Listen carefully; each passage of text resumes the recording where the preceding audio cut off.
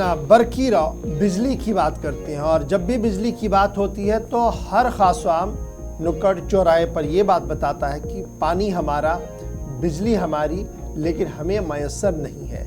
और इसकी वजाहत PDD department की तरफ से सामने आई है कि जो क्लेम किया जा रहा है एहतजाजी मुजाहिरीन या अवाम की तरफ से कि उनका पावर, उनका पानी है, ओवर वाटर की जो बातें हो रही हैं ये दरअसल बेसलेस है, ये दरअसल हकीकत से बहुत दूर है, ये मानना है पीडीडी डिपार्टमेंट का। और ये बड़ी बात पीडीडी डिपार्टमेंट की तरफ से सामने आई है, जहां एक तरफ से ये बात उन्होंने सामने रखी कि न तो पानी हमारा और ना ही बिजली हमारी, इसलिए जो भी खरीदा जा रहा है उसके लिए अब बाज़ाब्ता तौर पर पैसा देना होगा, उसके लिए बाज़ाब्ता तौर पर अब आपने बिलिंग करनी होगी। एक तरफ से इस बात की वजाहत कर दी गई, दूसरी तरफ से ये कहा जा रहा है कि 2026 अब हतमी डेडलाइन है जब 100% meter union territory Jammu Kashmir के अंदर लगाए जाएंगे।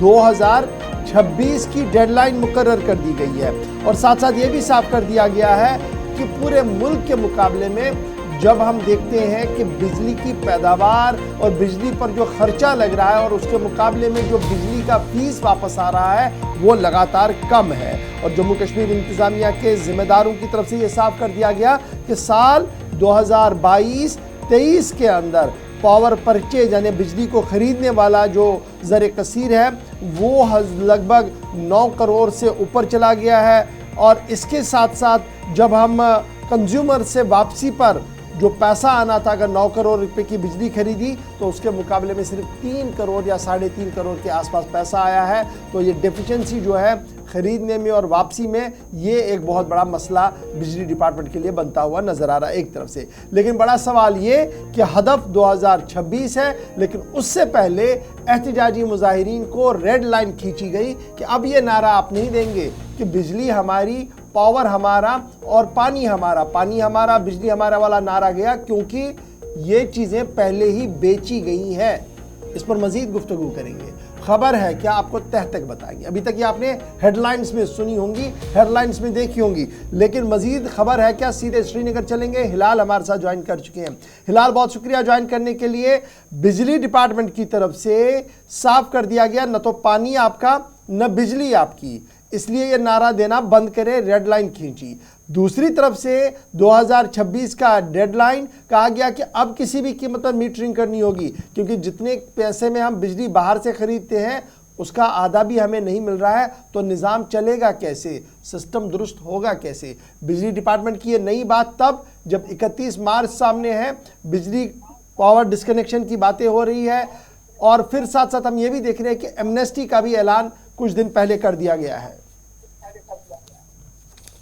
बिल्कुल गौर साहब, जो इस हवाले से महकमा बिजली की जानिब से जो उनके तर्जुमान है उन्होंने जो बताया है कि साल 2022-23 का जो डेटा उन्होंने फराहम किया है उसके मुताबिक जम्मू कश्मीर के अंदर 9,886 करोड़ रुपए की जो प्रोक्योरमेंट हुई है बिजली की, यानी जो बिजली खरीदी गई है वो 9,886 करोड़ रुपए की खरीदी गई है। जबकि जो इसका रिटर्न आया है कंज्यूमर से वो दिखाया जा रहा है कि 3,652 करोड़ रुपए, इसमें लगभग 66% का डेफिसिट है। 66% का डेफिसिट दिखा रहा है कि हमें खसारा हो रहा है, लेकिन ये खसारा कहां पर है इसकी वजाहत जो है बिजली डिपार्टमेंट में नहीं की है, क्योंकि लोगों को जो बिजली फराहम की जा रही है उन्हें मीटर के जरिए या फ्लैट रेट के जरिए जो रेट रखी गई है, लोग उसके मुताबिक तकरीबन फीस अदा कर रही है, लेकिन डिपार्टमेंट फेल क्यों है। और यही डिपार्टमेंट कहता है कि जम्मू कश्मीर वो वाहिद स्टेट है, वाहिद यूटी है जिससे सबसे कम रेट पे बिजली फराहम की जाती है। लेकिन क्या दिल्ली, राजस्थान और दीगर रियासतें ऐसी नहीं है कि जहां पर लोगों को फ्री बिजली भी दी जाती है, चाहे 200 यूनिट या 300 यूनिट, ऐसा देखा जा रहा है। लेकिन जम्मू कश्मीर को लेकर सरकार बार बार ये कहती आई है कि यहाँ पर पावर लॉसेस है, लेकिन इतनी सरकारें बदल गई, इतनी मैनेजमेंट बदल गई है, इतने क्वालिफाइड ऑफिसर्स हमारे पास आई हैं, इतने बड़े इंजीनियर्स हमारे पास हैं, तो फिर ये पावर लॉसेस यहाँ से चली क्यों नहीं जाती हैं, वजूहत क्या है।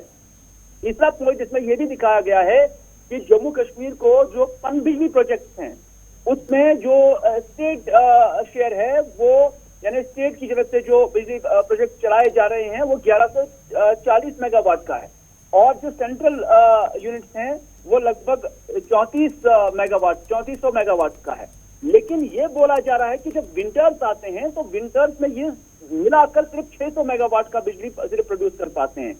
यानी विंटर्स के अंदर जो दरियाओं के अंदर लेवल पानी की कम हो जाती है तो उससे जरूरी है कि पावर की सप्लाई या जनरेशन पर फर्क पड़ता है। लेकिन अल्टरनेट सरकार की जानब से कुछ दिखाई नहीं दे रहा है। आज भी हमने देखा कि जम्मू कश्मीर आज वर्स्ट पावर क्राइसिस जो है उससे गुजर रही है। लोग जो सरकार कहती है कि हम लोगों को शेड्यूल के मुताबिक बिजली फराहम कर रहे हैं, सिर्फ 2 घंटे बिजली रहती है, 4 घंटे 6 घंटे तक फिर बिजली का नामो निशान नहीं होता है। आज तक ऐसा नहीं देखा जा रहा था। आप दूसरी जानब चाहते हैं कि यहाँ पर इंडस्ट्रीज बढ़ जाए, यहाँ पर बिजनेस बढ़ जाए, यहाँ कई सारी चीजों का आप बड़े ऐलान तो करते हैं, लेकिन अगर पावर नहीं है तो ये हक है, हकीकत है कि न कोई इंडस्ट्री चलने वाली है न कोई बिजनेस चलने वाला। बिजली आज की डेट में हर कोई काम इकोनॉमी बढ़ाने के लिए बिजली का होना बहुत जरूरी है।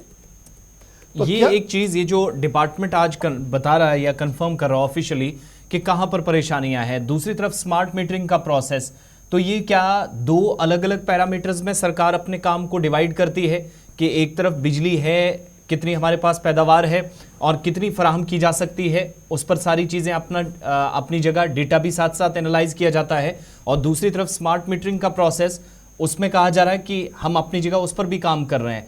तो ये जो 2 तरीके से काम नजर आता है या एक तरह से डबल माइंड होकर काम चल रहा है, ये क्योस और कंफ्यूजन, इसकी असल वजह यही माने जो आज ये बुनियादी मामलात है जिसमें पानी की कमी होना और प्रोजेक्ट्स पर ये मुश्किलात पेश आना, फिर उसमें तरसील में भी उसी की वजह से मुश्किलात पेश आ रही हैं? ये असल में डैमेज कंट्रोल है, इसमें कोई शक नहीं। इससे पहले भी सरकारें आई थी कि इतना मसला विंटर्स के अंदर देखा नहीं जाता था, लेकिन इसमें भी कोई शक नहीं है कि जो कंज्यूमर्स हैं उन्हें भी ये समझना चाहिए कि बिजली एक सर्विस है और इसको पे करना बहुत जरूरी है। ये शऊर पब्लिक के अंदर जगाना बहुत जरूरी है, क्योंकि हम एक सोसाइटी के अंदर रहते हैं और इसमें गिव एंड टेक बहुत जरूरी है। सरकार भी हमारे पैसे से ही काम करती है, तो सरकार कोई मशीन नहीं चलाती है कि फिर वहां से पैसा आ जाएगा और आवाम को रिलीफ मिलेगा। लेकिन इसमें भी बहुत सारी चीजें हैं कि कई सारी एडमिनिस्ट्रेशन मुल्क के अंदर हैं, हमारे मुल्क के अंदर ऐसी एडमिनिस्ट्रेशन हैं जो सही तरीकाकार अपनाकर बिजली का सही इस्तेमाल और जो कारखानादार है वहां से पैसा हासिल करते हैं, और जो गरीब लोग हैं उन्हें रियायत मिलती है। ऐसे ही इस मुल्क के अंदर हमने देखा है। एडमिनिस्ट्रेटिवली भी इसमें काफी लूपहोल्स है, काफी सारी परेशानियां हैं। और दूसरी बात यह है कि पब्लिक को भी ठीक तरह से अवेयर नहीं किया गया। जिन 1.5 लाख मीटर्स को आपने, स्मार्ट मीटर्स को आपने इंस्टॉल किया है, क्या ये हक नहीं है कि वहां मीटर लगाने के बावजूद भी 30-30 हजार की बिलें आई हैं, जबकि वहां पर 200 या 300 यूनिट्स के आसपास ही खर्च हुए हैं? इस तरह से जो एरर्स है वो एडमिनिस्ट्रेटिवली, टेक्निकली आज भी कश्मीर के अंदर देखी जा रही है, जम्मू के अंदर देखी जा रही है। जम्मू से लेकर कश्मीर तक लोग इस हवाले से परेशान भी थे। तो ठीक तरह से सर्विसेज, चलिए जनाब, बहुत शुक्रिया हिलाल हमारे साथ ज्वाइन करने